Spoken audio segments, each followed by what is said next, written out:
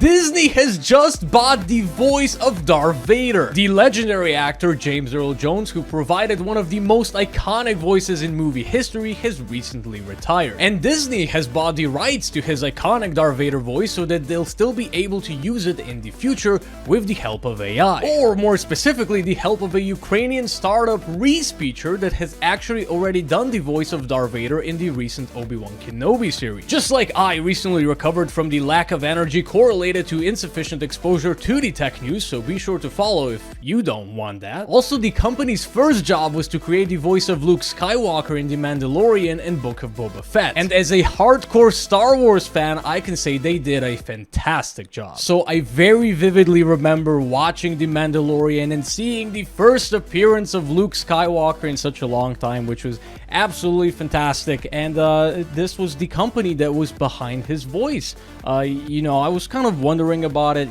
not enough to go Google how they did the voice and stuff. I assume they got a voice actor that was able to make a pretty similar voice to Mark's, and then they used some AI trickery and stuff like that to make it sound even more exactly like the young Luke Skywalker. However, for Darth Vader, I really didn't know this was an AI-generated voice. I just assumed they got a voice actor that is able to do Darth Vader's voice. For instance, Matt Sloan, a very cool guy, he is able to do an insane Darth Vader impersonation. I found about him very early on in the young days of YouTube as a kid, because he was actually producing a show called Chad Vader, where there was basically Darth Vader working as a day shift manager in a grocery haul. So if you have some spare time, I would recommend checking out this series because it's pretty funny.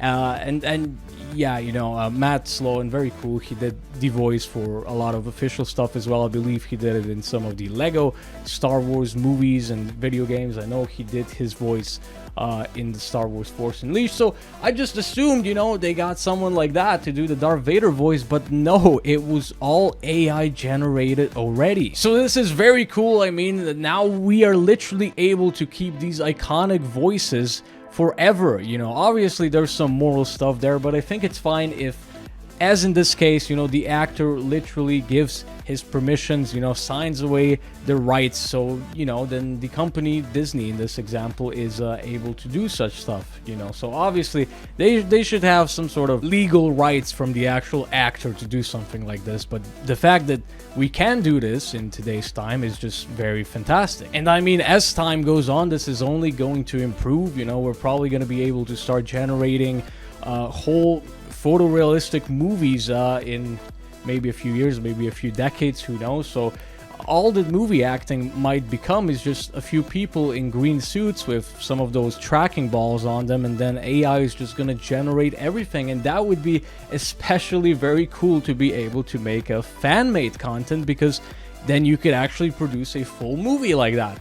Also, the last thing that I want to mention, so this company is also trying to basically make voices for people that lose their voice. So for instance, if someone's having problems with some of their vocal cords, maybe they need to have surgery, and basically they are not going to be able to speak anymore, what happens is, I believe they have a little device implanted, and then they can talk through that, but it's a very robotic voice. However, through something like this, through some of this very impressive AI learning, they could get a voice that would be extremely similar to their original voice. So very cool company, very cool tech. And I'm also a massive Star Wars fan, so it's so cool. And I mean, this tech really just fits Darth Vader so well. He has that sort of a robotic voice. So the thing is, even if the AI doesn't do a perfect job with the voice, it sort of fits the character, it sort of fits the voice anyways. So